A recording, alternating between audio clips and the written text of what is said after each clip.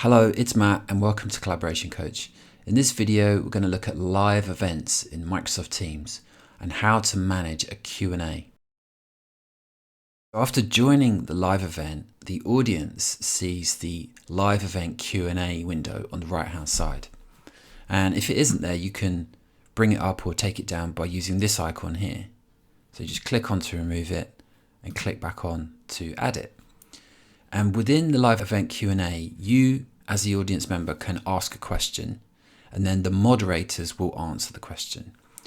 You have these two views here, so you can see featured questions. So this is the question stream essentially from the live event. And then you can also see my questions. So if you switch over here, you see which questions you've asked.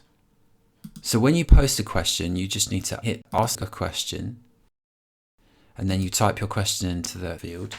And then you can hit the send button, or you can check to post anonymously. So if you don't want your identity to be known to the meeting, you can just post as anonymous. I'm just going to leave this off for now. So I'm going to post this question. Now you can see the question's been asked and it's been asked privately.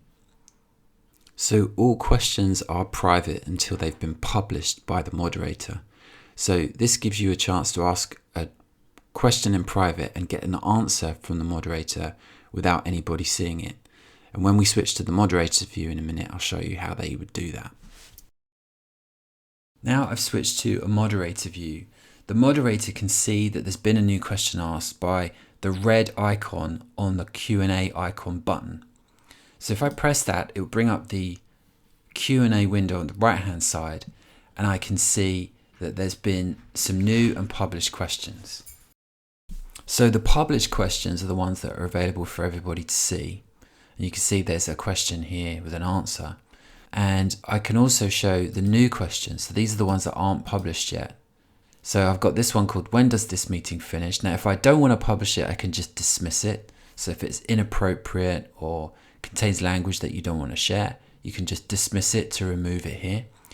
And if you want to, you can reply privately. So only the person that asked the question can see the answer. Or you can publish the question. Now that moves it out of the new column and into the published column. Now I can see it down here and I can make a reply. And I can also give it a thumbs up, and if I want to, I can delete the question altogether here too. Now if I want to close down the Q&A, I can just switch this toggle here, which will stop people being able to ask questions at all. So now I've switched back to the audience member and I'm looking at the questions that I've asked. So you can see my questions are here listed. And if I go to the featured, you can see that my question's been answered. So the moderator's answered my question and I can see that they gave me the thumbs up. Now I can also see that the Q&A is currently closed. So I can't ask questions at the moment, and you see the ask a question button is gone. So hopefully that's pretty straightforward. We looked at how to manage a Q&A in a Microsoft Teams live event. I hope that helps, and I'll see you next time.